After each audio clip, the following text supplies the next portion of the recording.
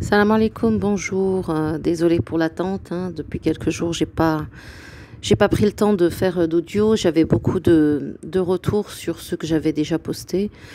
Donc il y a un point sur lequel je voudrais revenir. C'est quand dans un des audios, j'avais dit que le pervers narcissique fonctionne uniquement au mensonge. Alors, il y a des gens qui n'ont pas reconnu leur pervers narcissique, si on peut dire ça comme ça, parce que, soi-disant, il ne ment pas. Alors, il faut savoir que mentir pour le pervers narcissique, c'est pas forcément dire quelque chose qui est faux. Ça peut être dire quelque chose qui est vrai, mais qui est sorti de son contexte et qui a une toute autre signification pour la victime. Donc, si je vous donne un exemple, le pervers narcissique va provoquer une situation, la personne qui est en face de lui va avoir une réaction, va dire des choses, et le pervers narcissique va s'en tenir à ce qu'a dit la personne en face de lui. C'est-à-dire qu'il va dire que la personne lui a dit ci, elle est mauvaise, elle m'a dit ci, elle m'a dit ça, alors qu'en fait, il ne va pas expliquer que c'était une réaction à ce que lui avait fait ou dit. Donc, de ce fait, il dit la vérité, ce qu'il rapporte est vrai, ça a été dit, mais il ne donne pas le contexte dans lequel c'est arrivé. Donc, moi, j'ai connu ça avec le père de mes enfants, où il avait à un moment, moi mon père est décédé, donc il a laissé des terres, une maison, pour lesquelles moi j'ai pas pris on n'a pas fait de séparation dans l'héritage. C'est resté comme tel parce qu'on n'a pas envie de diviser, on est nombreux et puis que ça reste familial. Et en fait, lui voulait que je note quelque part que si je venais à mourir, quelles étaient mes parts dans mon héritage. Donc, de ce fait, en fait, il y a eu un, un malentendu. Enfin, un malentendu. Moi, je pensais que lui ferait de même, étant donné que son père était décédé. Et donc, forcément, comme vous le savez, en islam, le garçon a 2 fois plus de parts, hein. Ça, je pourrais l'expliquer un jour pour les gens qui pensent que c'est quelque chose d'injuste. C'est pas du tout injuste. C'est une règle sociale qu'il faut prendre dans son entièreté, dans sa globalité. Et en fait,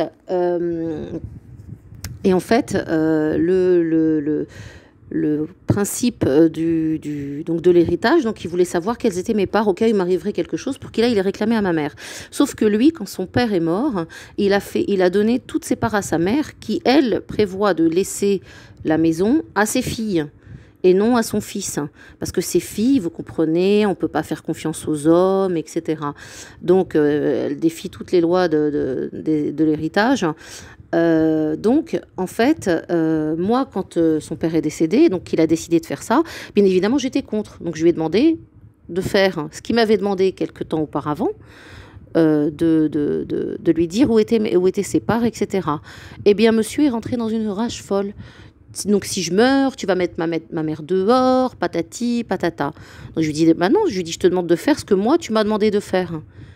Eh ben non, il est rentré dans une furie pas possible, bien sûr avec toutes les insultes qui vont avec, et puis, il ne l'a pas fait, et pire, il appelle sa mère pour lui dire ce que je lui ai demandé de faire, sans raconter que lui, c'était ce qu'il avait fait auparavant.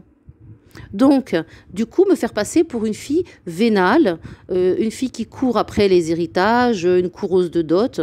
J'ai pas eu grand-chose en dot, hein. Le gars, il m'a arnaqué. Oui, la dot, elle doit être symbolique, etc. Non, non, elle doit être selon tes moyens. Et il en avait à ce moment-là. Et donc, oui, il était au chômage quand je l'ai rencontré, je sais, mais il avait eu des indemnités de licenciement de son précédent poste et lui-même s'en vantait d'avoir réussi à obtenir plusieurs mois de salaire. Donc, il aurait pu verser une dot en fonction de ses moyens. Enfin bon, ce qu'il y a, c'est que voilà, donc quand le pervers narcissique ment, c'est pas forcément dire un mensonge, dire une chose fausse. C'est manipuler la vérité. Donc, dire une chose sortie de son contexte, la chose est vraie, mais sortie de son contexte, elle a une toute autre valeur. Et ben c'est ça, en fait, parfois le mensonge chez le pervers narcissique. Alors, pour eux, ils sont intelligents en faisant ça, c'est pas un mensonge. Ouais, mais quand même, elle a révélé sa vraie nature. Bah non, j'ai demandé juste de l'équiter Et ça, c'est un concept qui lui échappe totalement, puisque l'équité ne doit être que à son endroit, c'est-à-dire vis-à-vis de lui, et non lui vis-à-vis des autres. Donc déjà, je voulais éclaircir ce point. Ensuite, dans mon dernier audio, donc je vous parlais des déclics qui m'ont amené à avoir le courage, la force mentale surtout, de pouvoir assumer le fait de le quitter. Alors, il faut savoir que quand on est avec un pervers narcissique, on met du temps à réaliser, en tout cas pour moi, parce que j'étais moi j'étais dans une disposition déjà psychologique affaiblie quand je l'ai rencontré. Donc, il y a des gens qui mettent moins de temps, hein, il y a des gens qui mettent 6 mois, un an et demi à se rendre compte à qui ils ont affaire, hein, et d'autres personnes comme moi qui restent longtemps.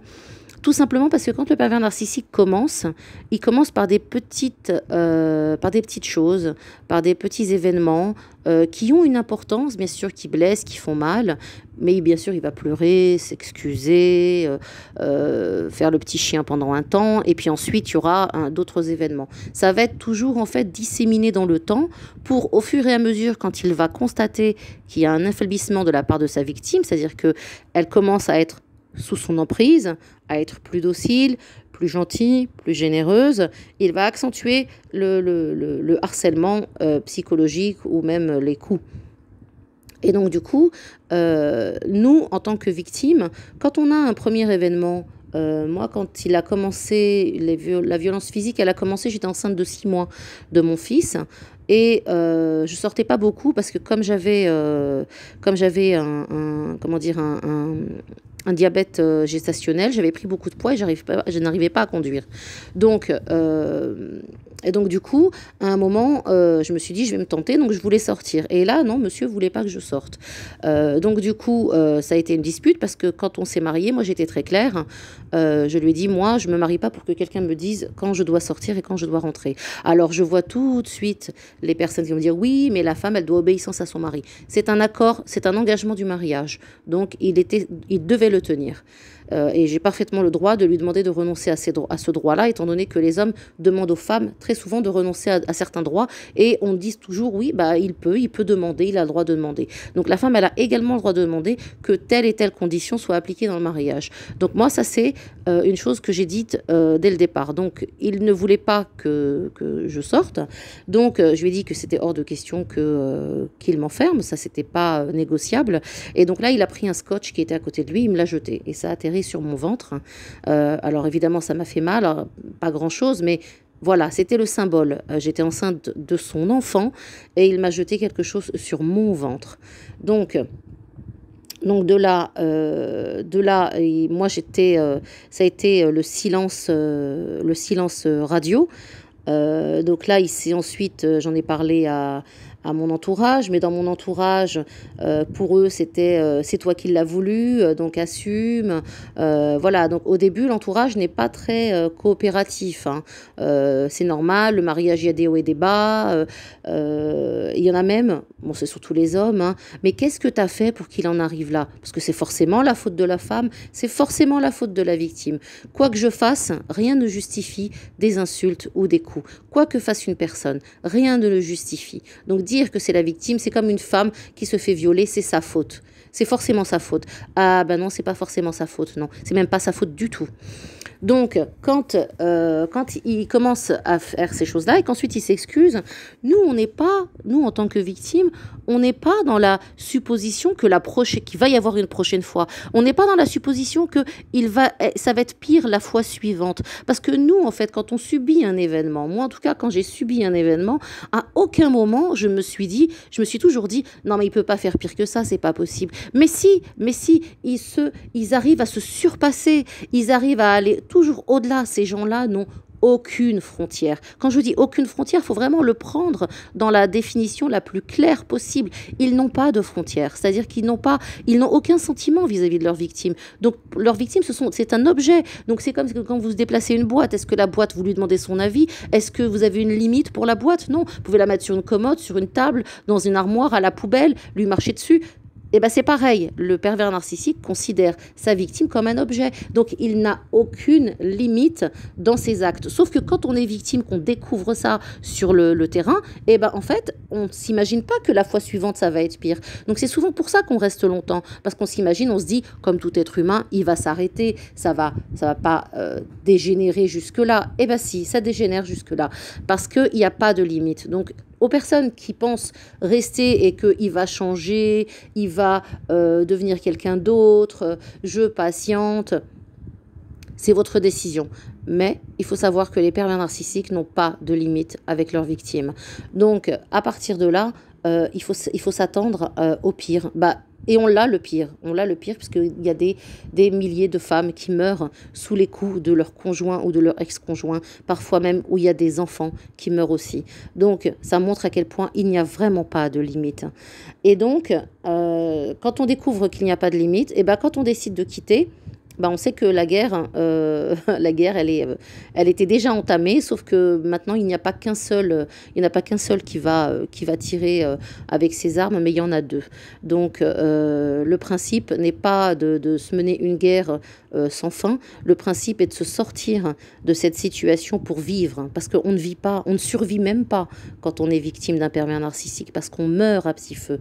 Et justement, les déclics qui m'ont permis de lever cette force et ce courage qui m'ont permis de tenir, c'est le fait que justement, je voyais mes enfants vivre, mais ils avaient une mère en mode automatique.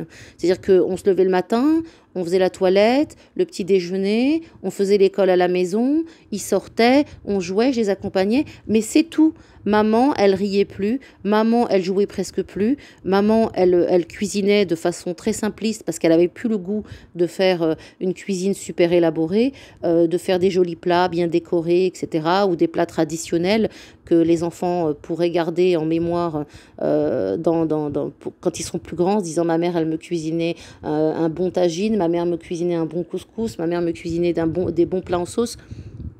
Non, non, non, c'était très simple, hein. L'essentiel, c'était qu'ils mangent leur dose de légumes et de fruits tous les jours et que ce soit équilibré. Et ben, c'est tout. En fait, au niveau gustatif, c'était pas.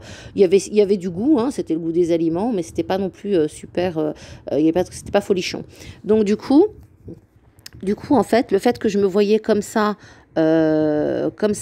mourir, je le voyais, je le subissais, je le sentais, mais ça n'avait pas encore l'effet sur la situation.